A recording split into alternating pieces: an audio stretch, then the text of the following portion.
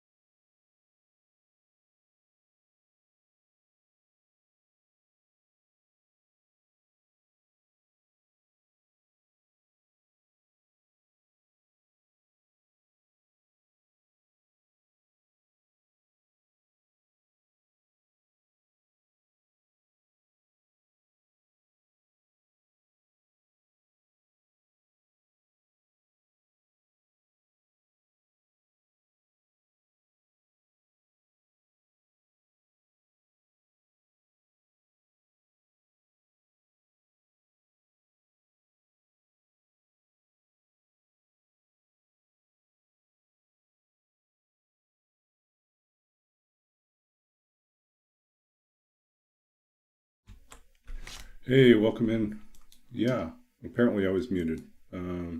Must have accidentally hit the button.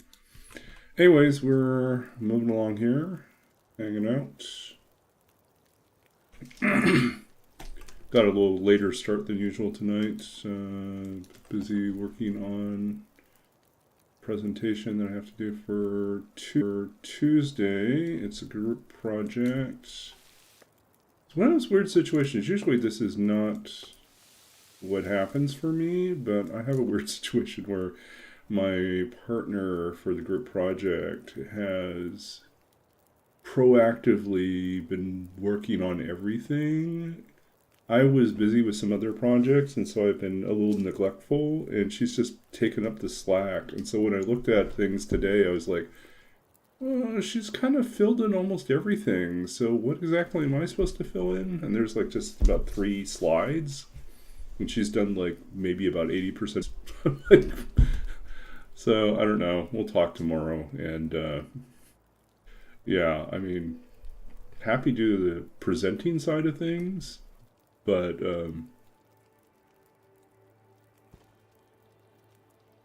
oh, it's true. We're gonna get hit with the time change later tonight, and I'll have to be up earlier. Eesh, not fun.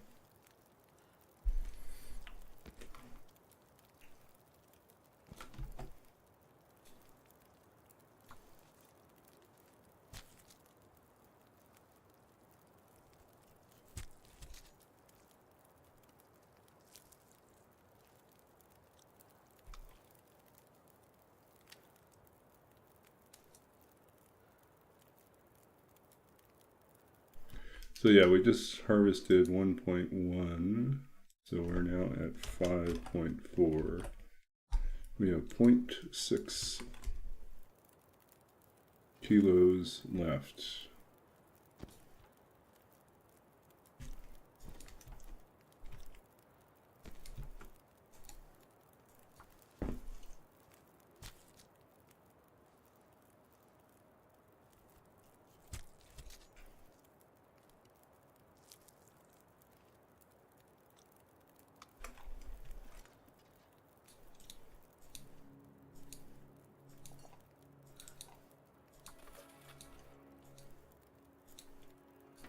We don't need that much extra water. We just want...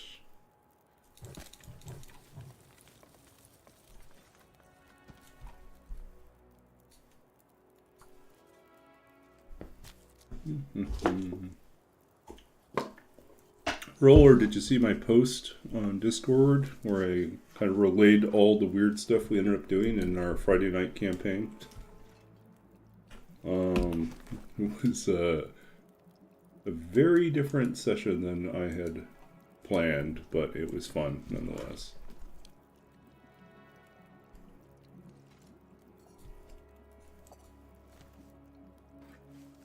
This pack is getting too heavy to carry.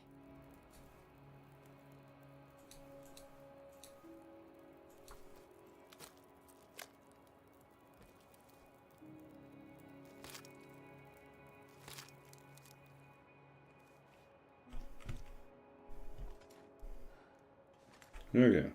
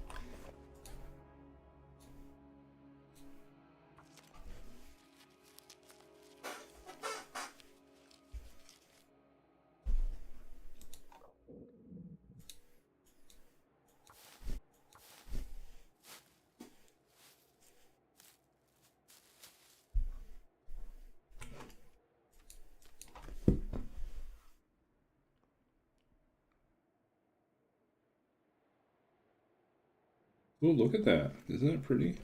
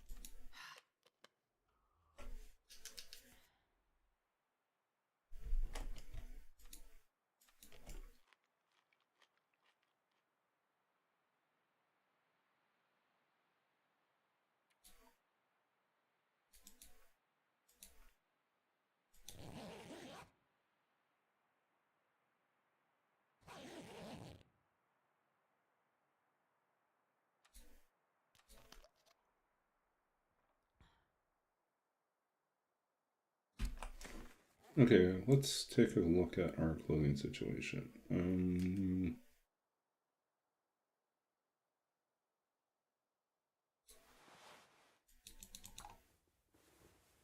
That needs repair.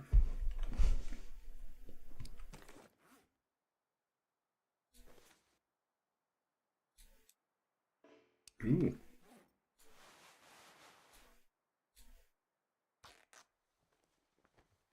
starving.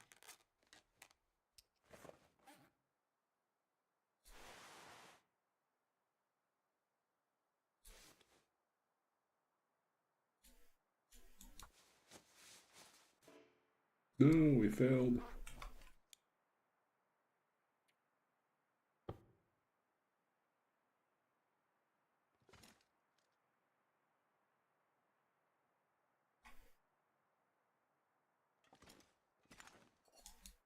I'm not going to be able to carry this load for much longer.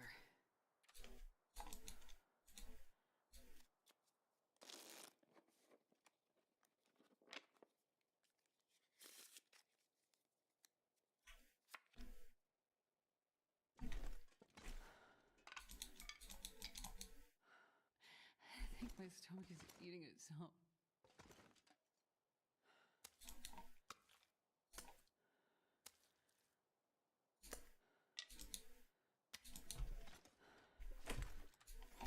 Okay, let's get ready to go. Leave the guts behind.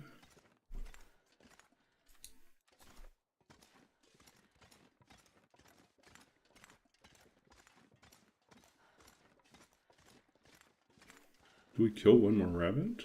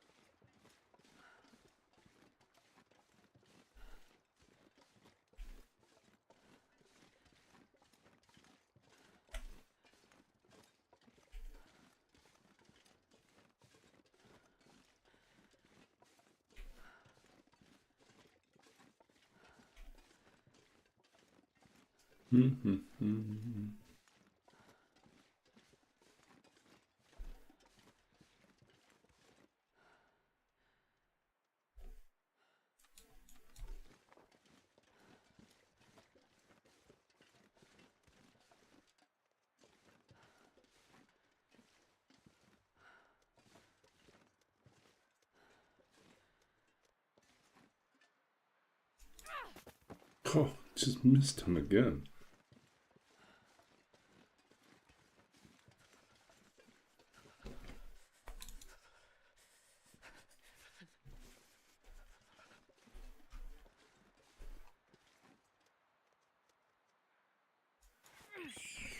There we go.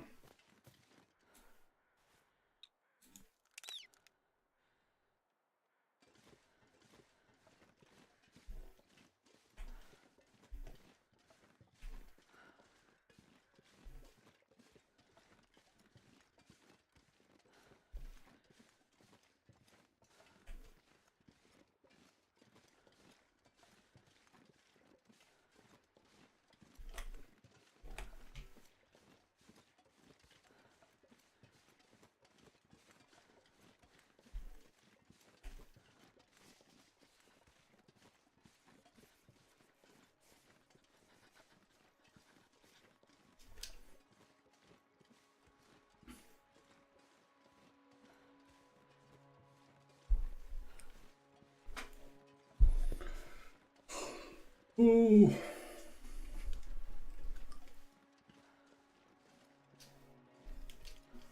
Yeah, I'm debating then, since there is a time change, how late I want to stay up. I'm starting to feel numb.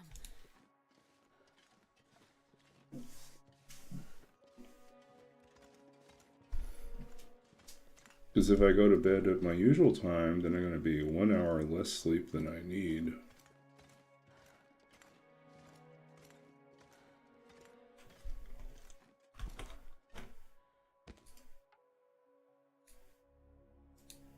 $1.3. Okay.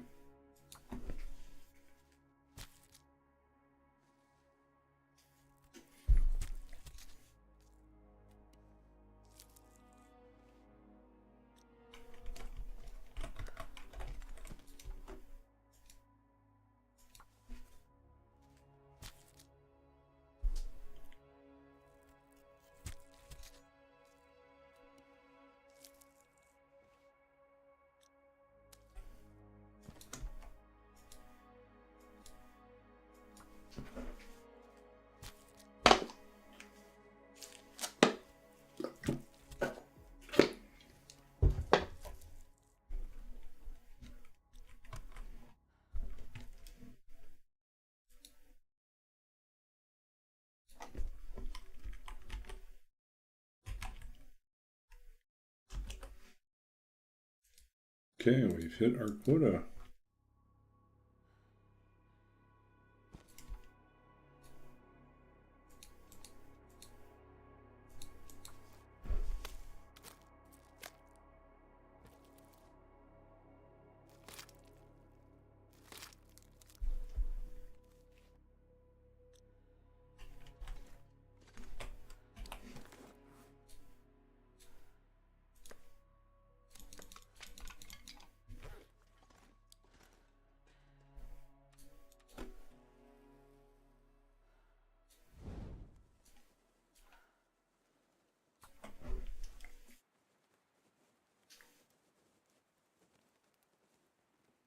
Come on, Loper.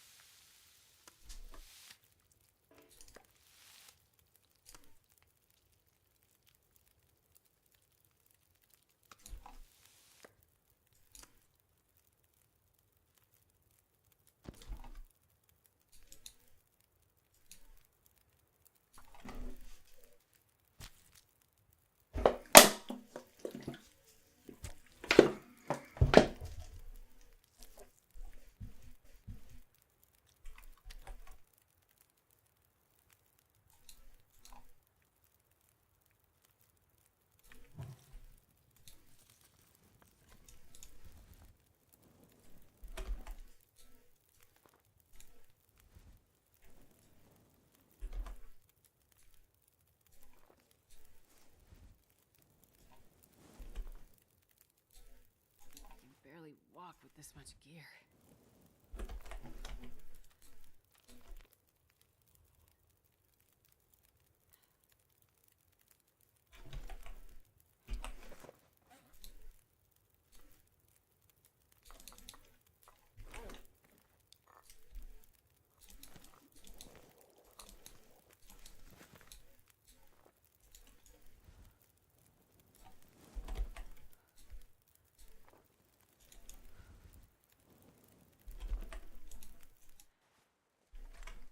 Okay, we're going to take everything with us.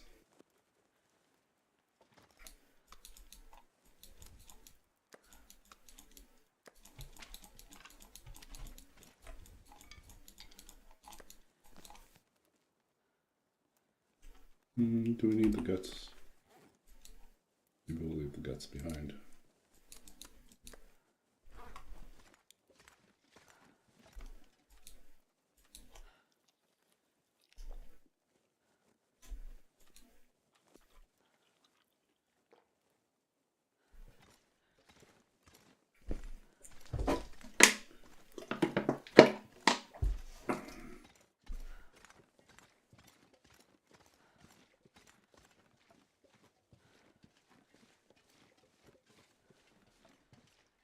This pack is getting too heavy to carry.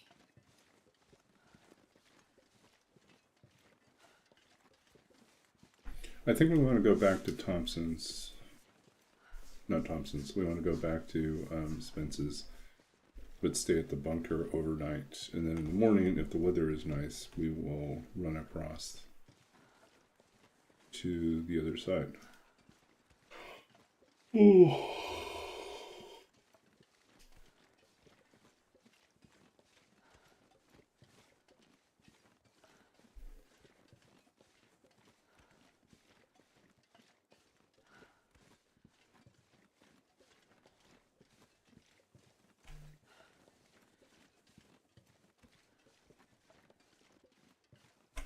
No, not one of you guys.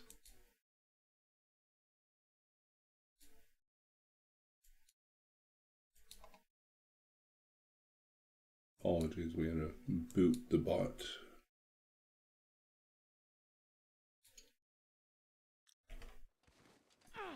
Bot has been booted.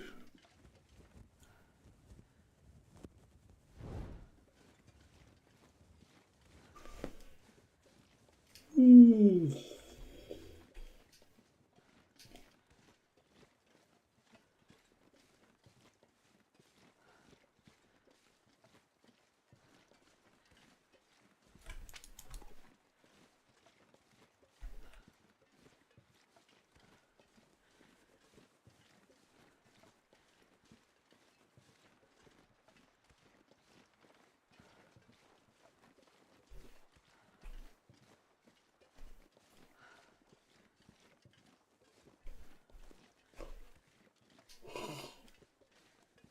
We have arrows, but no bow.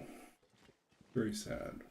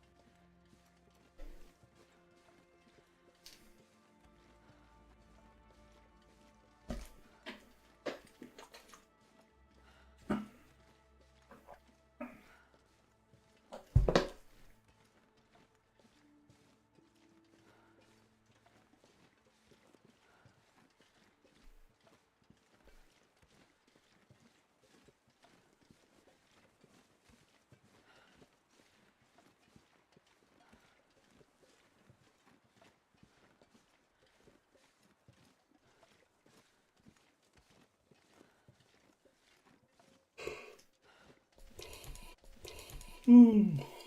Mm.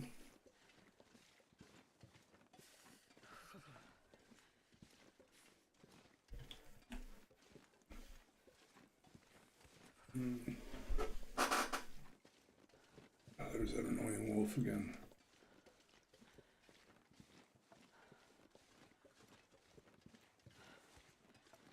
Man, I could eat anything.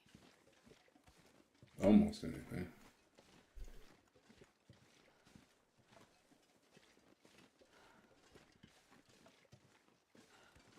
Gonna come for us.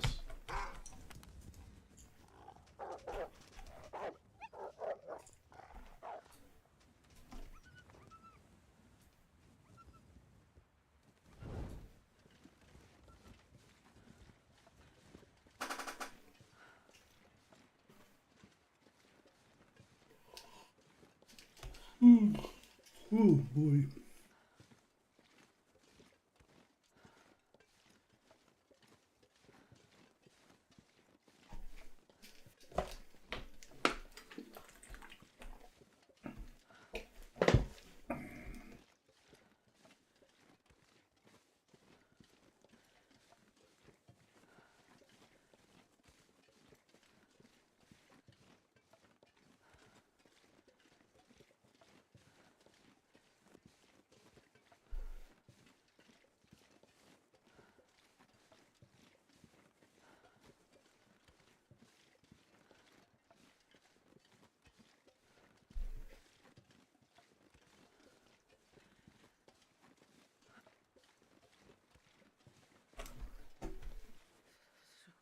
Yep, there's our dinner for the night.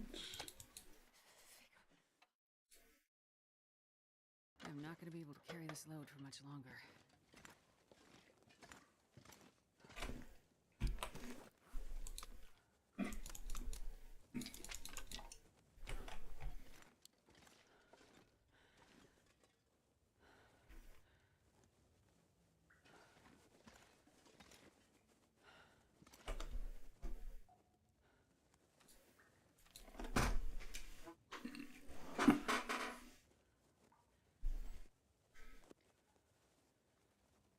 Ooh.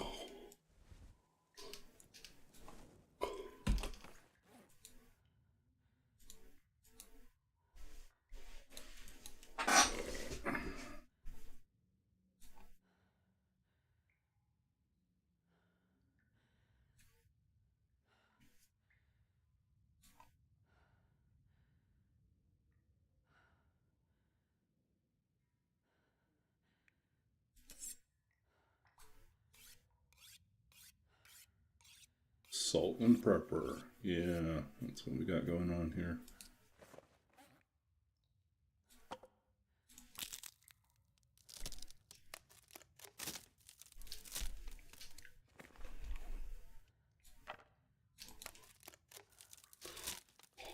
Good.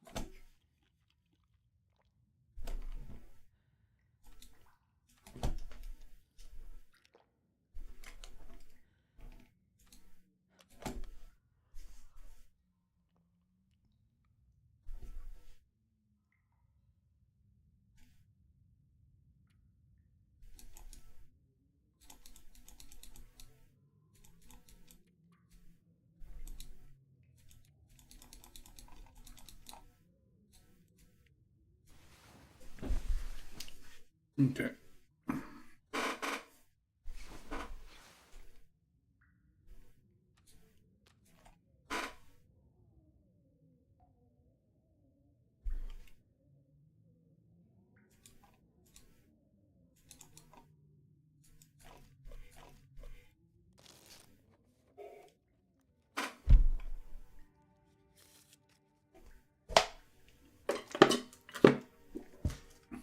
I could eat a horse. Let's stay in line. Okay.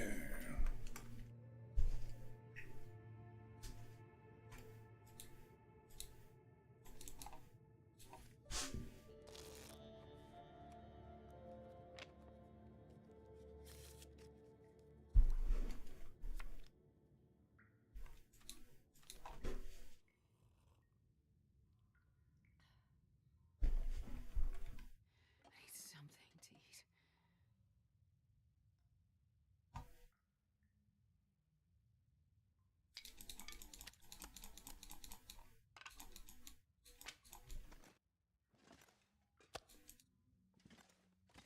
I think we're going to leave that. I can barely walk with this much gear.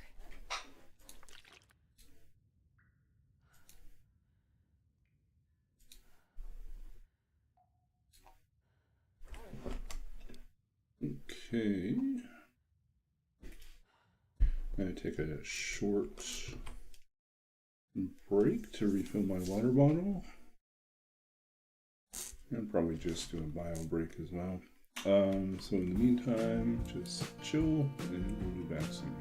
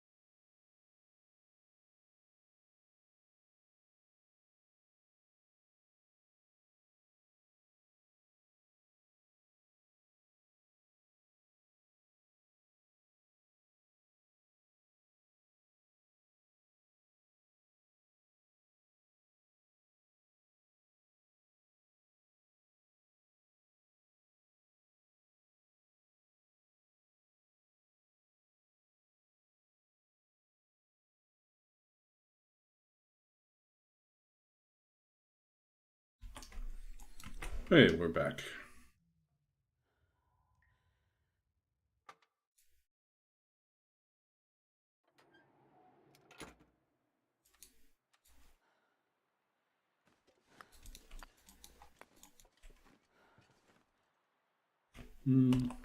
Actually, I think we should leave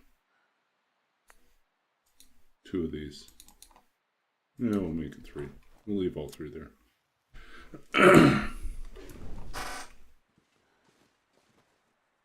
And I think our plan is to get out of here.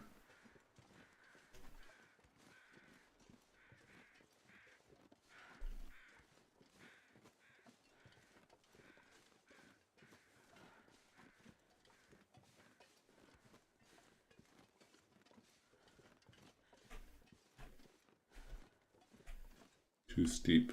Don't want to go down there.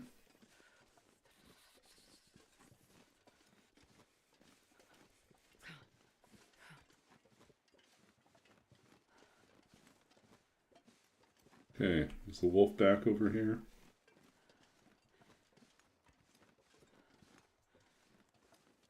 I'm not sure I can carry much more.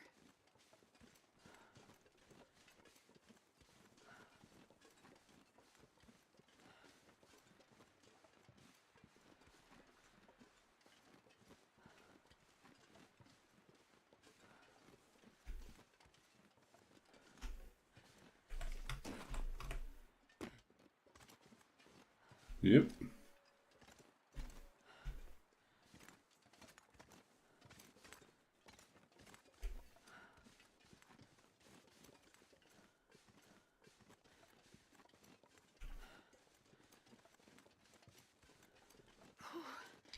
Sure getting cold.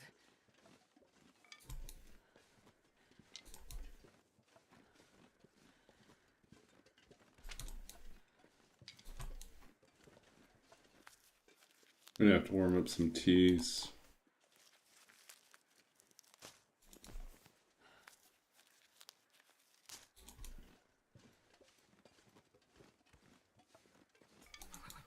I've never felt so cold in my life.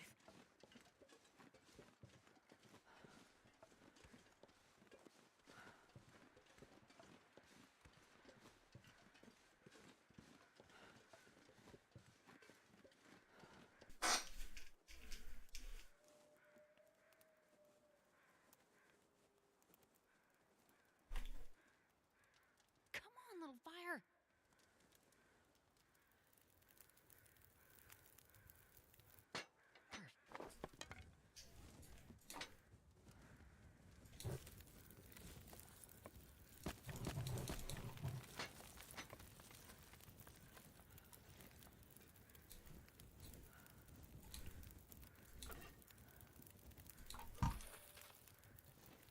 Okay, we just want to warm up teas. That's all we want to do here.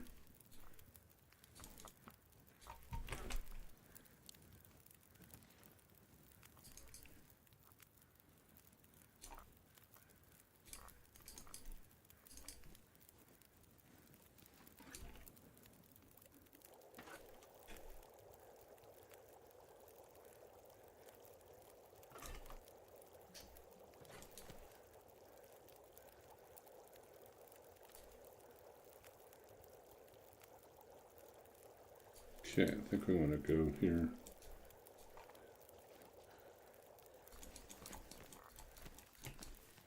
I'm not going to be able to carry this load for much longer.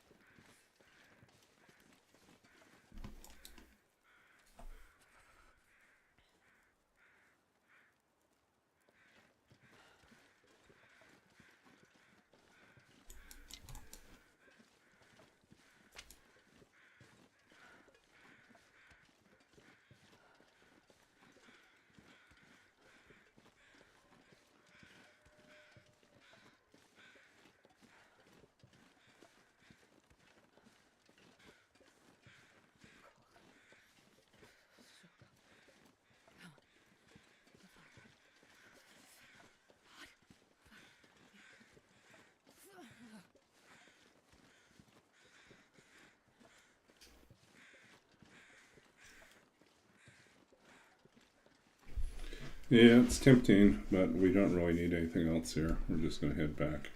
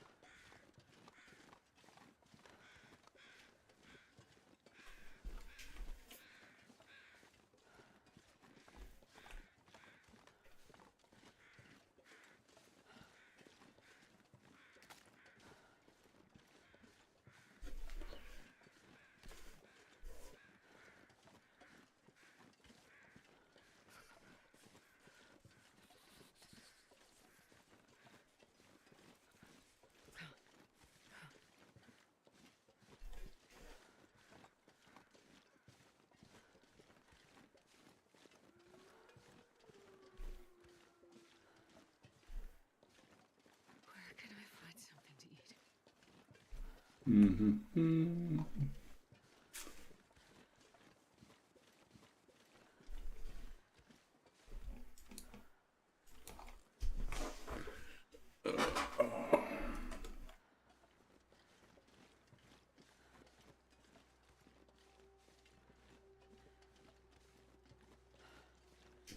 Yeah, I think we'll just push through until we get back to Mystery Lake.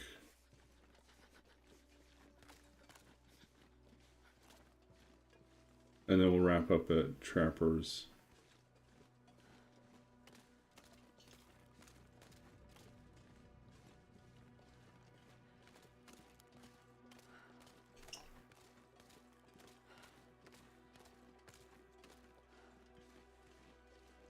As long as my usual stream, just because I started late and I wish I could say I was finishing early, but I don't think I'll finish early.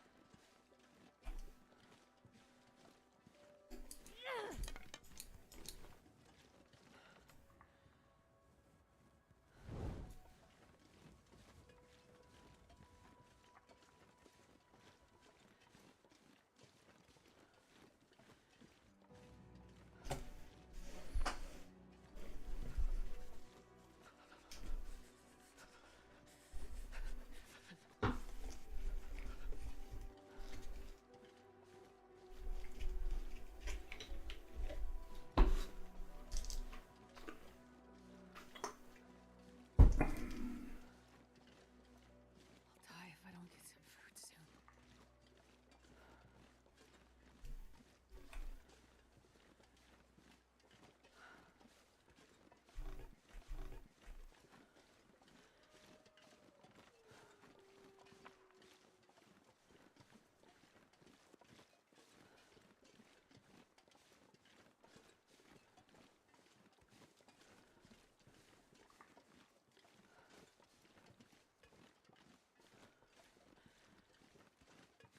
I can't feel my hands.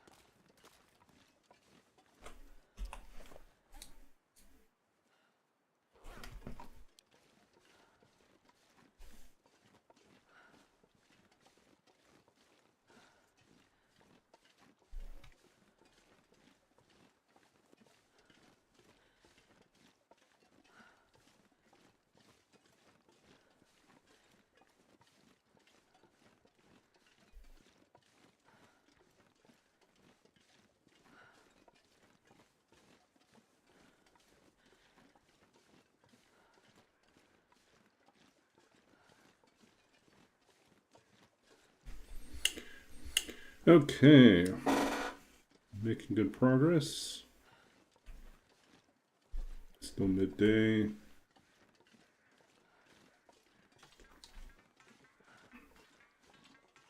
Let's hope we don't run into a bear.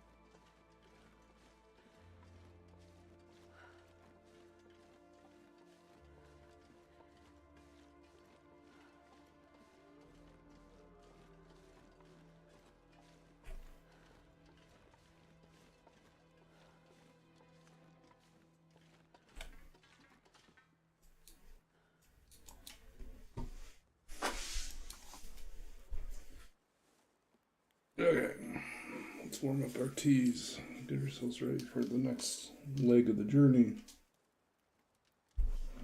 Hopefully without bears.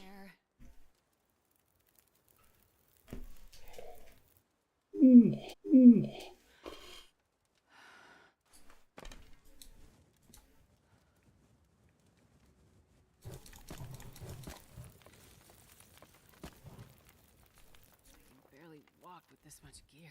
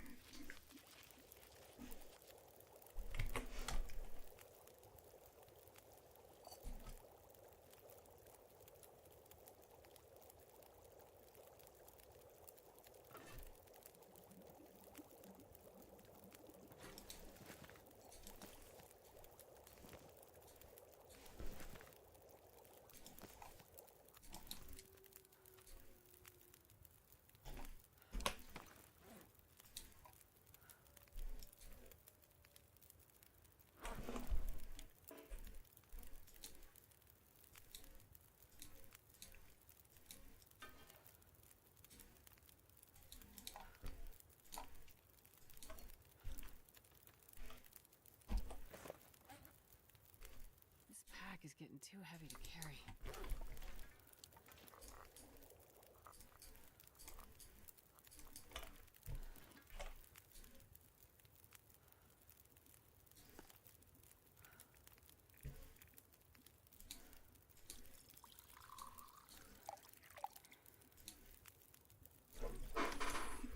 Okay.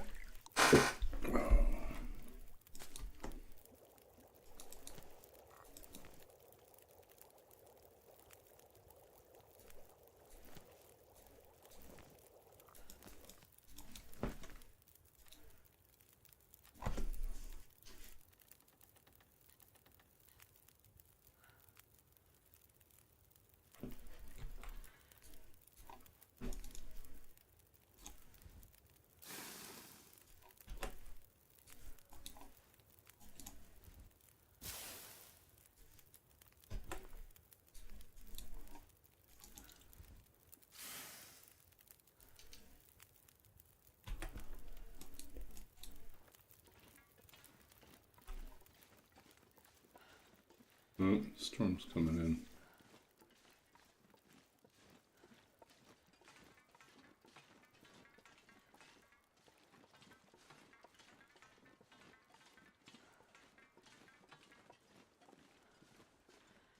I'm not going to be able to carry this load for much longer.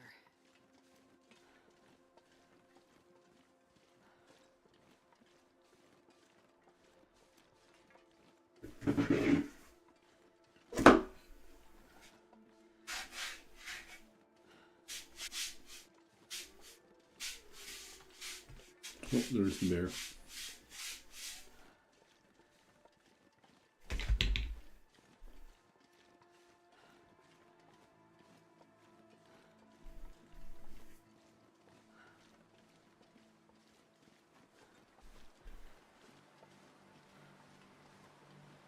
Figures we're gonna get blizzard now.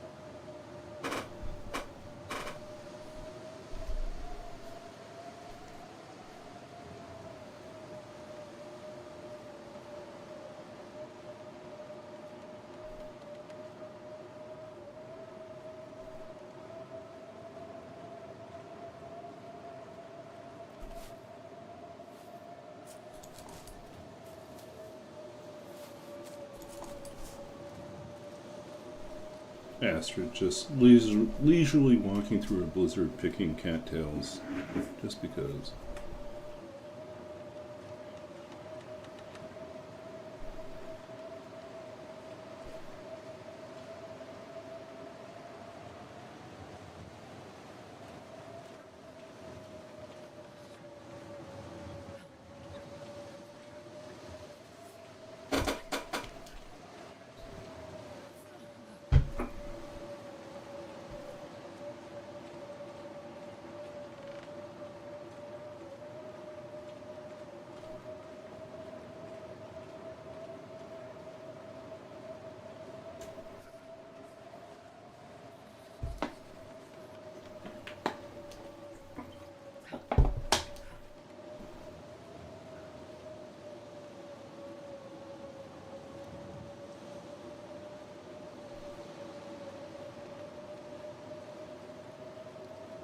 I need to find some place to escape this cold.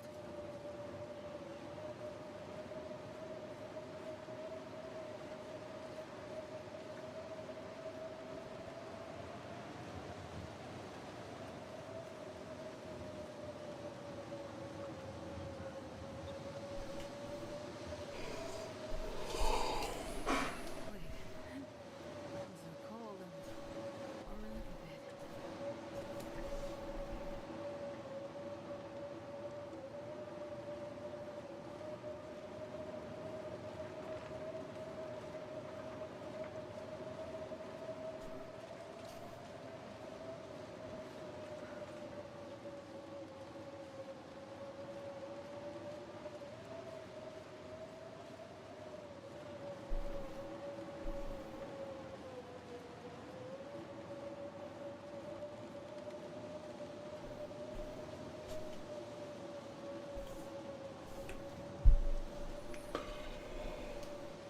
Ooh.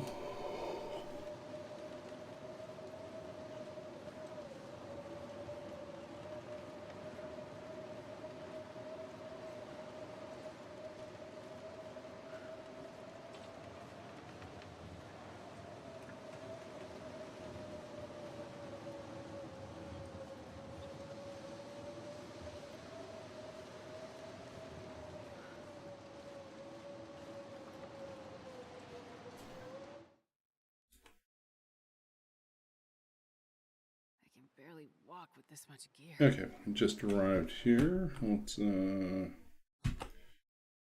pause for a second because we're going to find out what our new challenge is. So we completed our 6 of Hearts for the forlorn muskeg. So we are shuffling.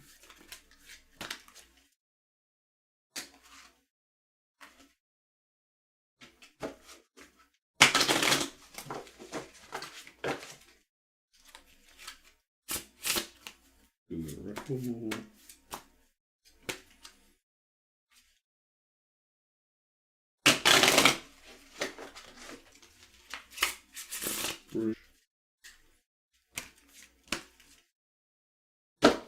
Curved a few times.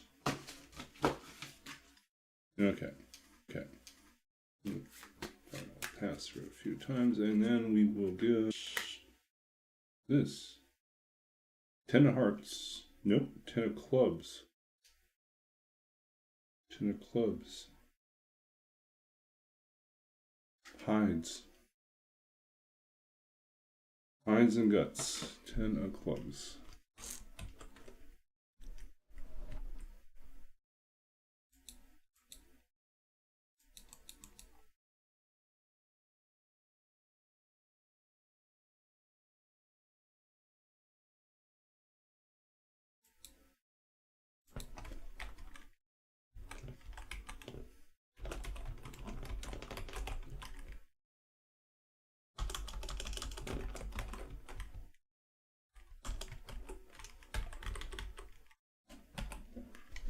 Okay, we'll have to do a lot of, hopefully, hunting.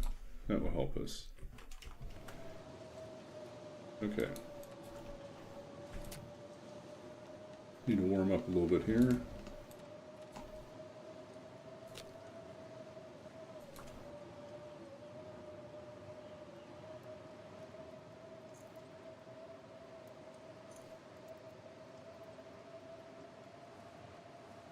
One little fire. Come on.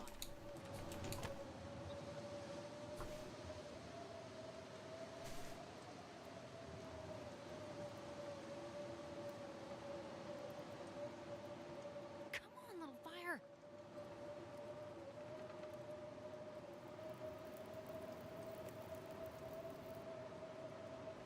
Oh, lucky day.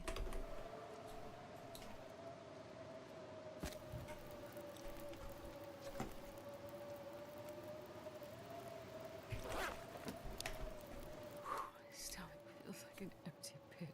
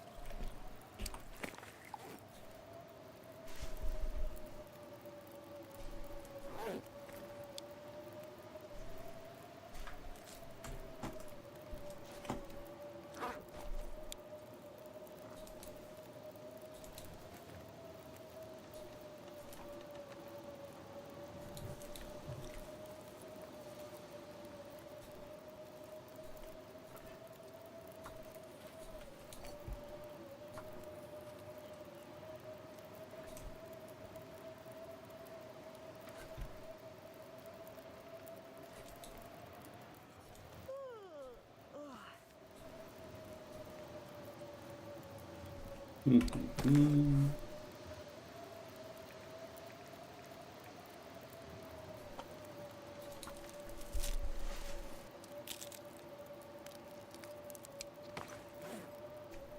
pack is getting too heavy to carry.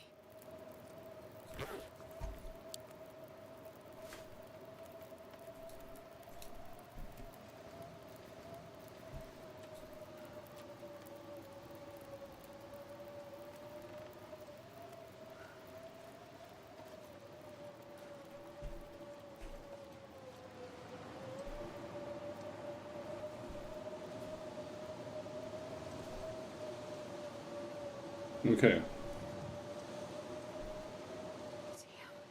I'm freezing.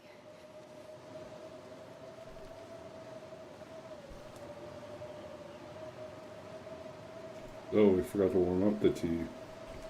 That's the worst.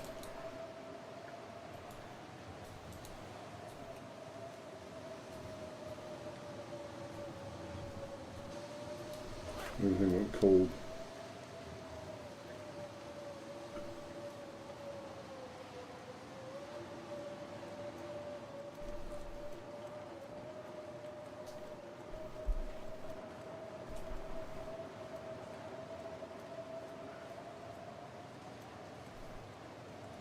So I think we'll probably have to just make our run to the cave first. Warm up and then go again.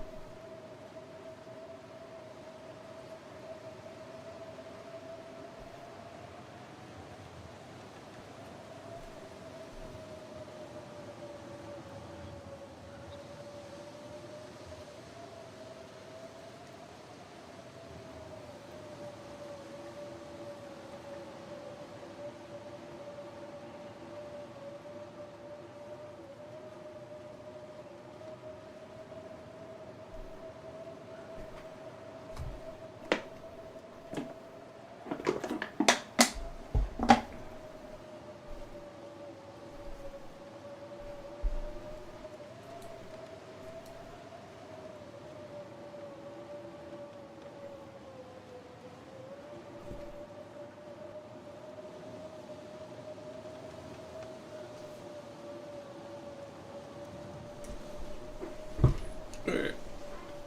Come on, Astrid. You can do it. You can do this.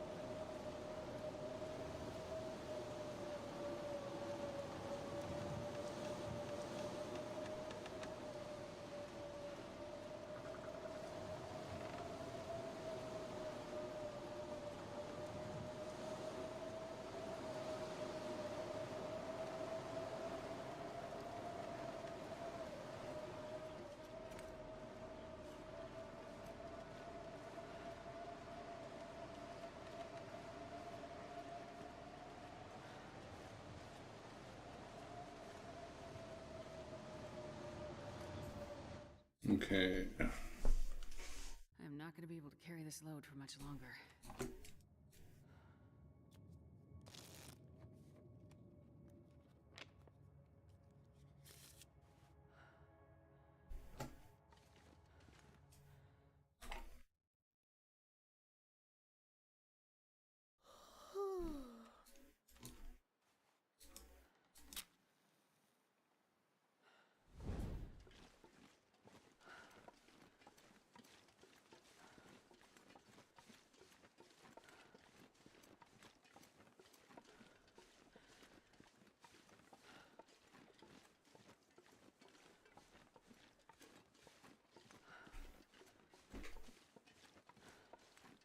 Okay, so we're almost done.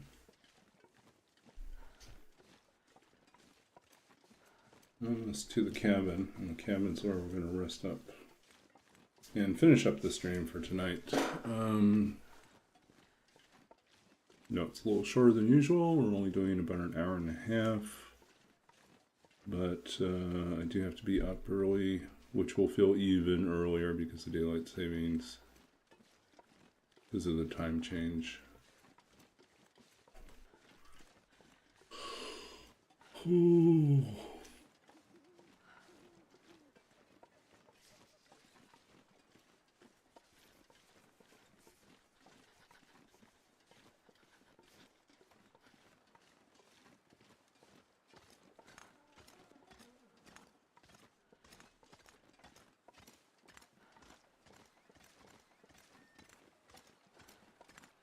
I can barely walk with this. Okay.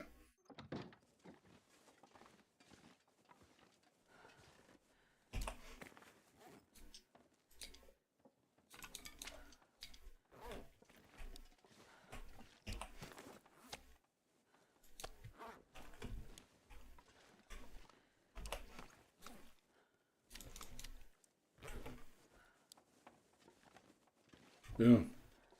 We should have left the hammer. Oh well. We're hauling the hammer around all over the place. We don't need to.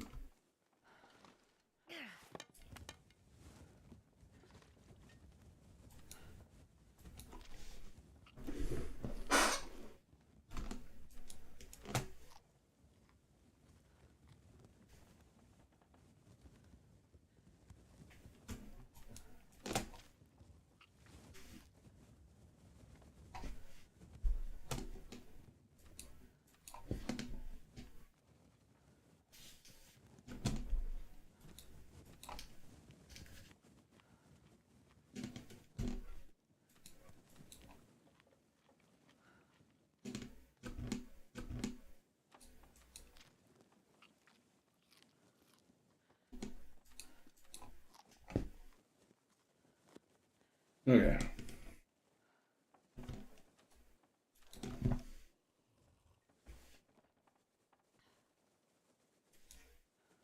pack is getting kind of heavy.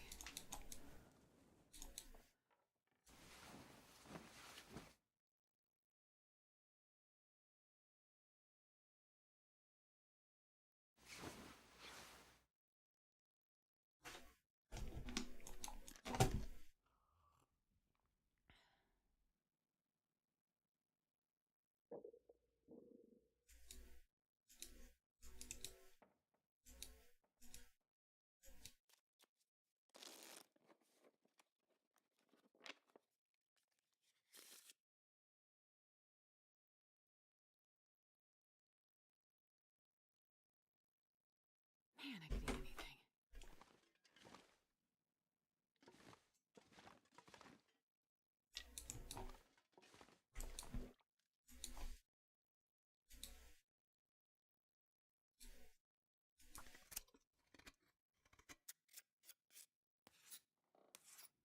I'd eat anything right about now.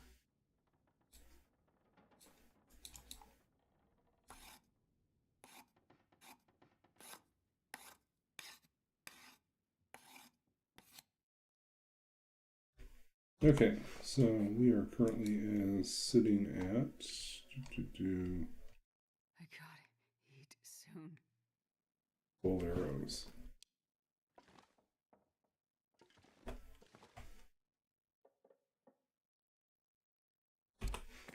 forget to drop. No, I already dropped them.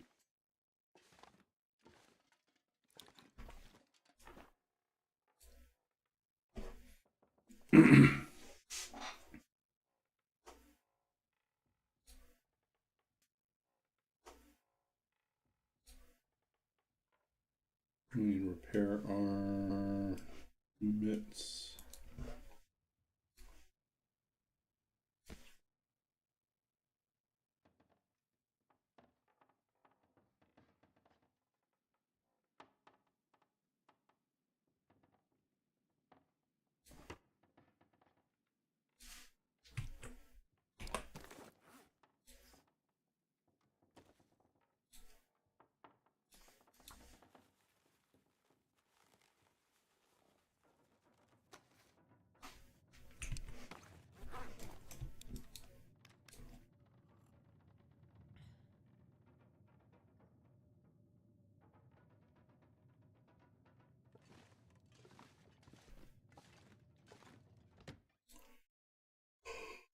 I wonder if I can drop any of this gear. Okay, so we are officially on day 58. It's a good time to end, I think. Save in place. We stayed 3 days then.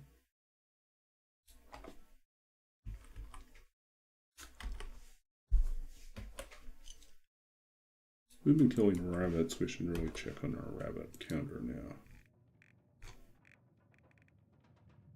18. We've killed 18 rabbits.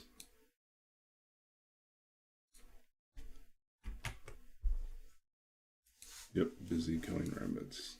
Okay, so yeah, I think we're good to go.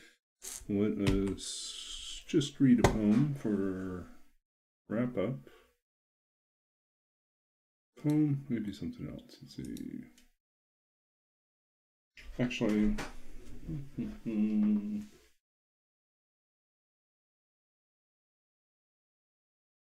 I'm debating if I want to read something non-poetry.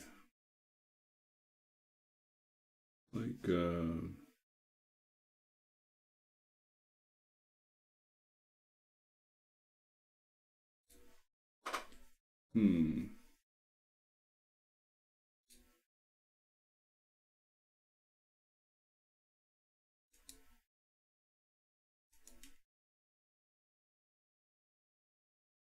pull this up we got here.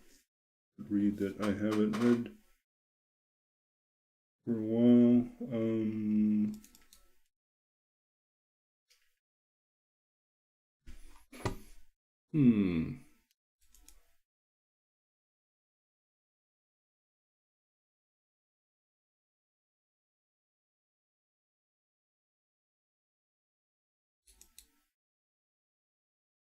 Maybe I'll read part from one of my essays. This was the essay that got published in a collection. Well, let's see. So,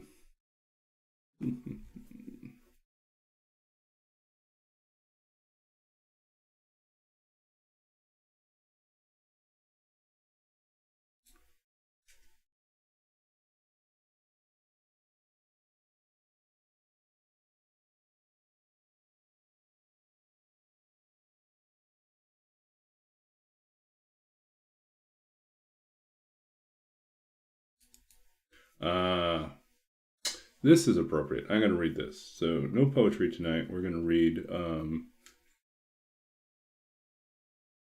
This is this was a request. Someone asked me to make this for a poetry book launch. A friend of mine, Rick Loper, LA poet, who is famous for doing rather dry, witty work, has a tradition of whenever he goes on vacation, he writes a book of poetry, a chapbook of poetry around that, or a full book of poetry around those experiences. And they're all kind of weird, witty things. And one time he made a trip to Canada. And so he asked me and another Canadian he knew to prepare like short essays or just something to kind of humorous things to kind of open up the reading before he read his poetry. And so I wrote Canada, a brief dissertation, which is kind of my silly take on Canada, which I feel these days has some relevance. So we're going to read that. Canada, a brief dissertation. Let's see here. Canada, a brief dissertation. In abstract, Canada is something like America's hat. Not quite a Stetson, perhaps more like a woolly cap with nice fluffy ear flaps that have been partially turned up. Tastefully, of course. It sits there on top of the United States, keeping the cold out, quietly entertaining weird ideas about civility, and in general not moving around that much. Maine.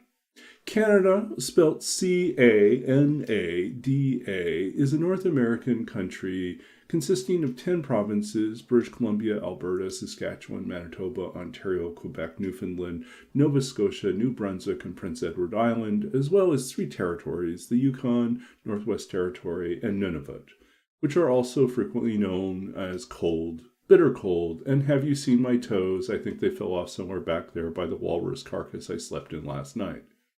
According to the esteemed pop culture critical musical ensemble Arrogant Worms, Canada is really big.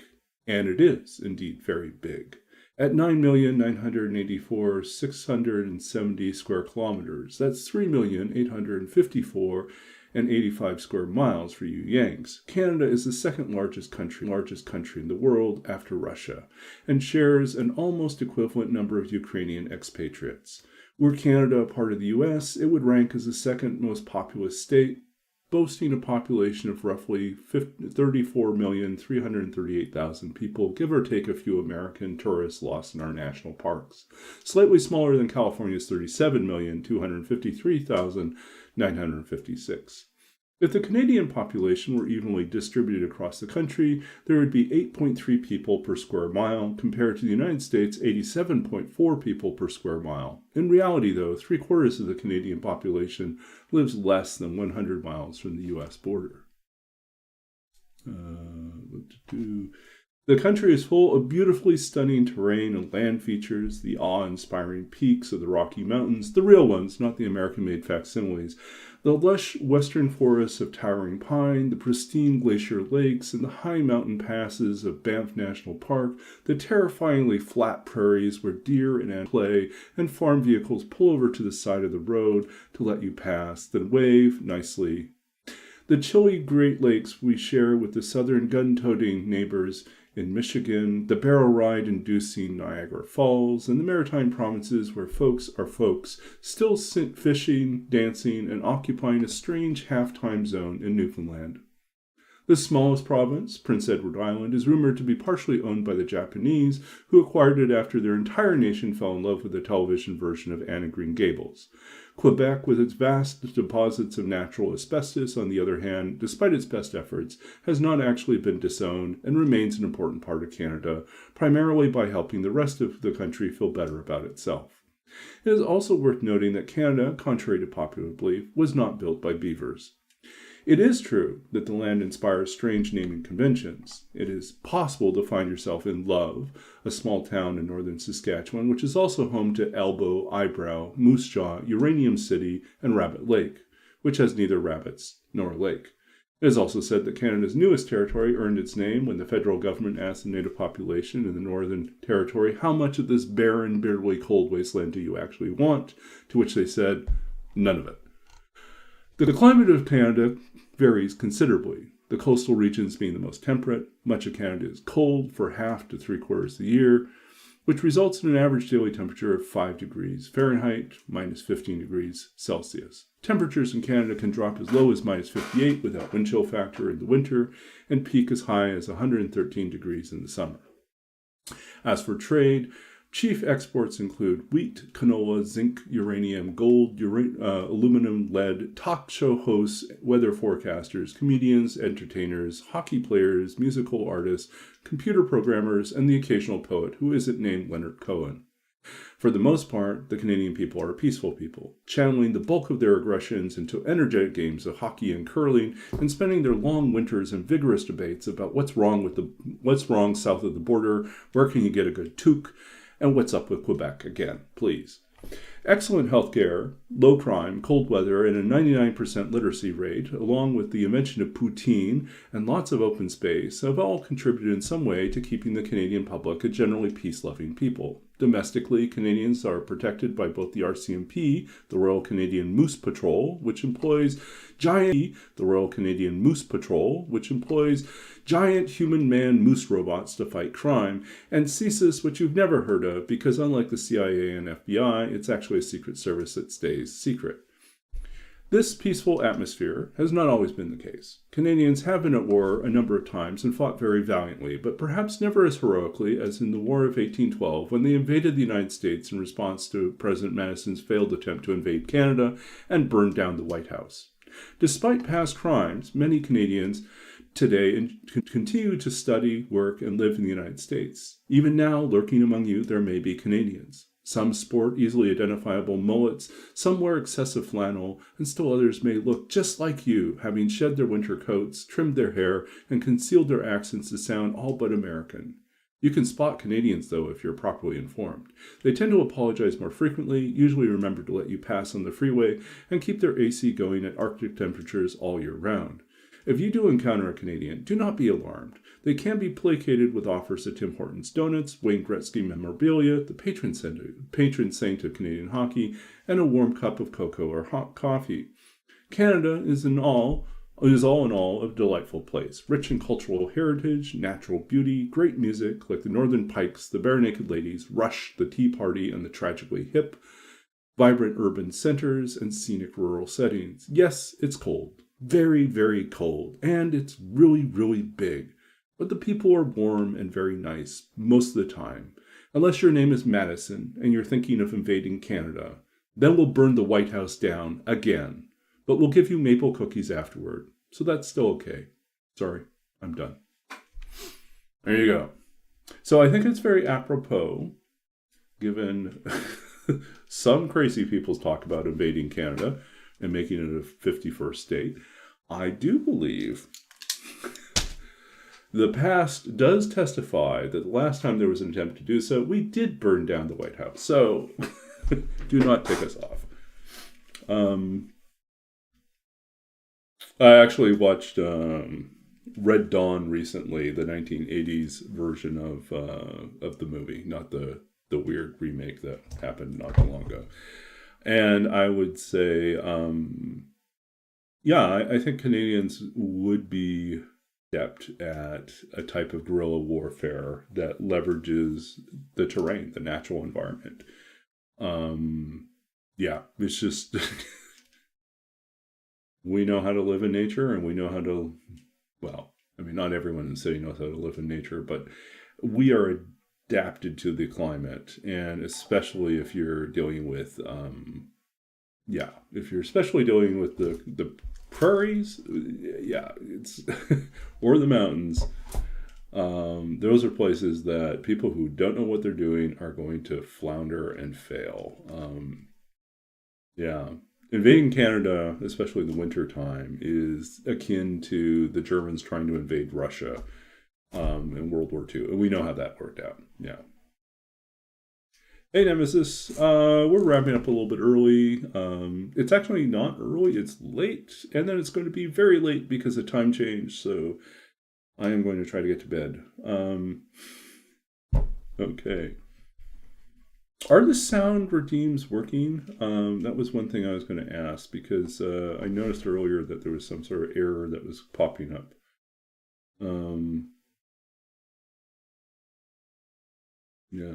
Yeah. But yeah, so let me give you a shout out and then we're going to figure out. Yeah, I think something's gone wrong with them. I have to track down what went wrong with that. Might have to update some links or plugins or something. I don't know.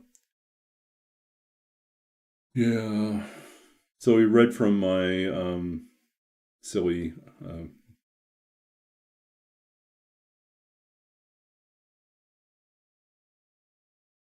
Oh, Nemesis is raiding too. Okay.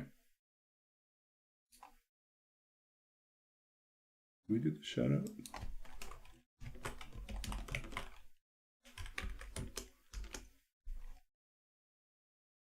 Oh, wait a second. It's not going to show up because we're in the wrong screen. Okay. Let's try that again.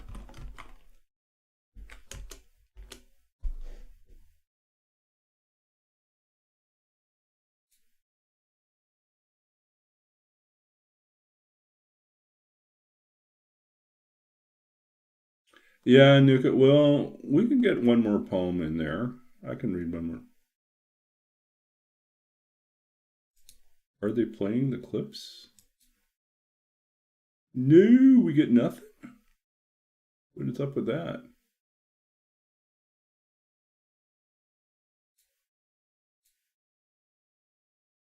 Okay, well, we'll do one more poem then. We'll do a poem because I actually read an essay about essay about Canada. Okay, so we'll do something poetry instead. Poem chooser encapsulation. Okay, we'll read that. That's from Babbage's Dream, my second book of poetry, published in 2017 by Sundress Publications.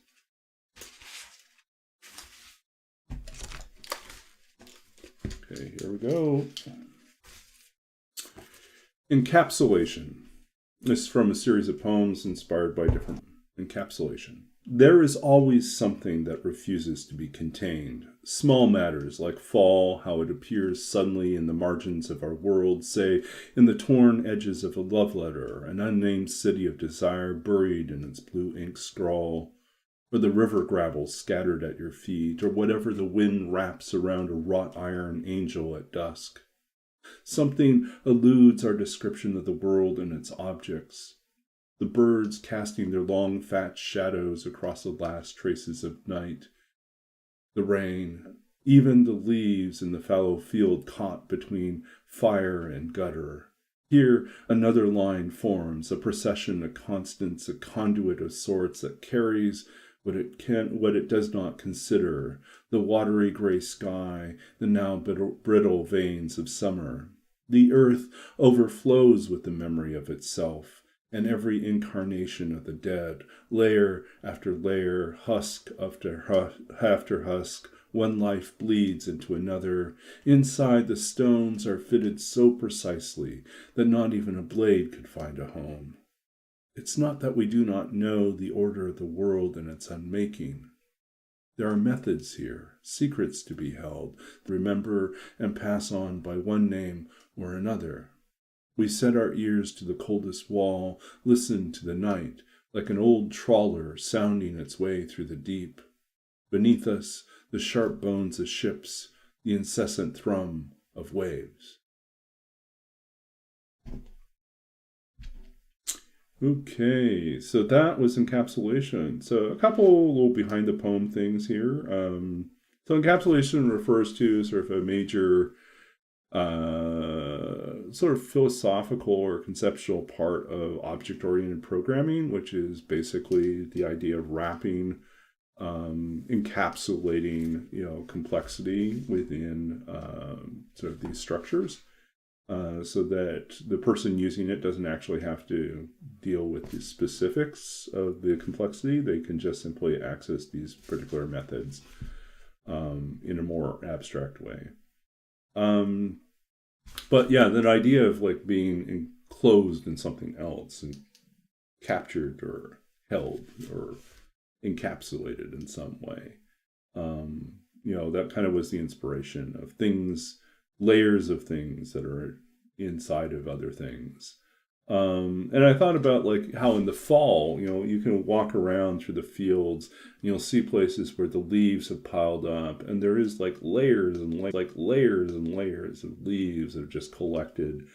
And it's just a collection, it's a different form of memory in which we stack up all these different layers of the dead, layer after layer, husk after husk. And the earth itself, right, is what? As all these layers of dead leaves and branches and everything else decays, it just becomes, a new life. It turns into something else. And there's a reference here to stones fitted so precisely that not even a blade can find a home. As a kid, I was obsessed, and I still am somewhat obsessed with like civilizations that showed like a high degree of advanced technology or skill, especially when it came to architecture. And there was, especially when it came to architecture, and there's some archaeologists that follow a particular civilization that they still don't really know too much about, except that what they left behind were a lot of walls and structures where these very large stones have been fitted together perfectly that you can't even get a knife into them. So these just incredible stone masonry, skill of being able to craft these perfectly fitted, not regular shaped stones, but perfectly fitted together, was kind of the inspiration for that line, just thinking about that. And and then going back to this idea of object-oriented programming, when you do define an object in its initialization, in its creation, you usually include a set of private or public data things that either it knows about itself that it doesn't share with the outside world, or other things that it knows that it does share with the outside world. And then you also, in that initialization call, it contains the information about how it needs to build itself. And then in C++, there's also a destructor, which is, so one is a constructor and the other one's a destructor. The destructor is what's called, as it is deleting itself, it will then go through a final set of things that it needs to eliminate, delete, or free up in terms of memory. And so that so it contains within itself a knowledge of how it is made as well as how it is destroyed, the world, the order of the world, and its unmaking. There's kind of playing off of those ideas. So thank you for hanging out with me tonight. Next time I will try to have figured out what went wrong with the clips, because that is a fun part of our channel, being able to watch people's clips, and it's not...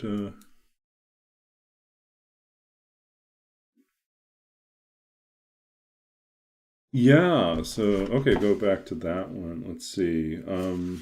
I have a reference here to, I think at the beginning, right? It says, whatever the wind around a wrought iron angel at dusk. I don't think there's any swords in here. Oh, it's like the stones fitted so precisely not even a blade can find a home. Yeah.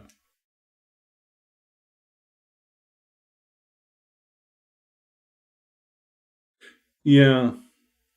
I think one of the goals here, I think when I write, is I'm a firm believer that you've got to leave room for the reader to have an experience with the work. If the writing is so direct and so, if it leaves no room for imagination or mystery, then it's very closed, and it's not really poetry. Poetry, I think there are, broadly speaking, when you write a poem, there is a feeling that you're after, or an image that you're after, that you hope is going to connect, a hope that will carry over. Someone has a similar feeling in their encounter with the poem. Maybe you're trying to get a particular experience, trying to dig into something that happened to you or happened to someone that you know, or you're just exploring where this feeling might take you.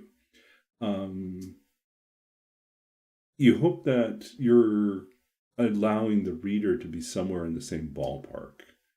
But at the same time, your life experiences that helped you arrive at this particular set of language to create the poem,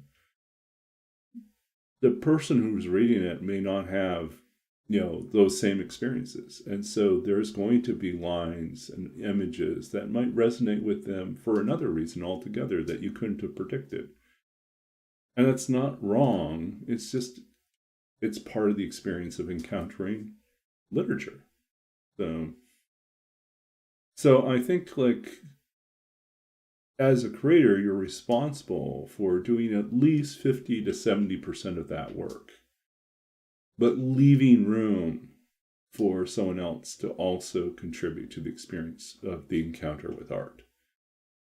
If everything is 100% told to you, as the person encountering poetry or art or music, if everything is like planned and there's only one interpretation, it's not poetry, it's not art, it's propaganda. It's telling you a very specific thing that you're supposed to understand. Or it's, instructional, it's didactic, it's teaching you something very specific and everything has to be spelled out exactly.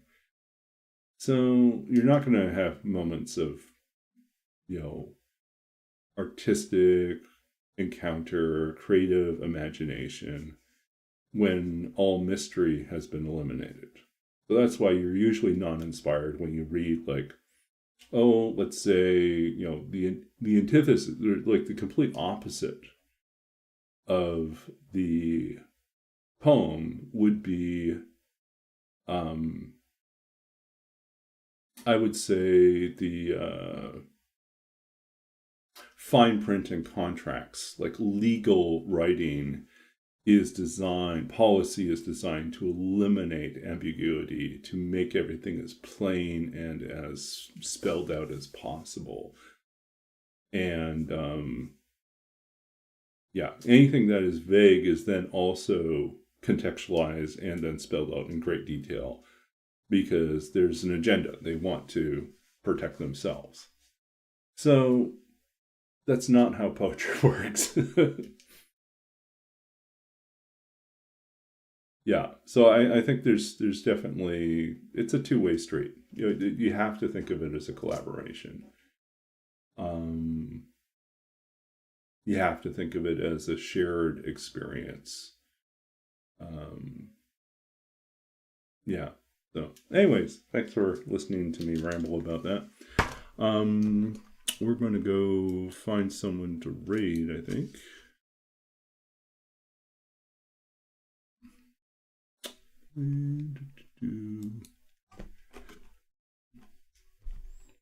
Let's see here. Twitch. Who is streaming tonight?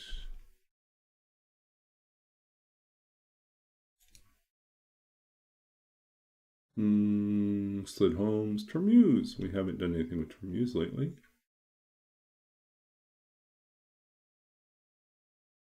Okay, let's do Termuse. Okay, another chill streamer to hang out with tonight. If you're experiencing daylight savings time adjustments tonight, good luck to you in the morning.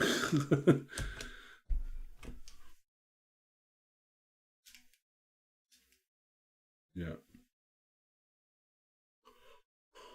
Oh, we gotta head out soon. Take care, and thanks for hanging out with me.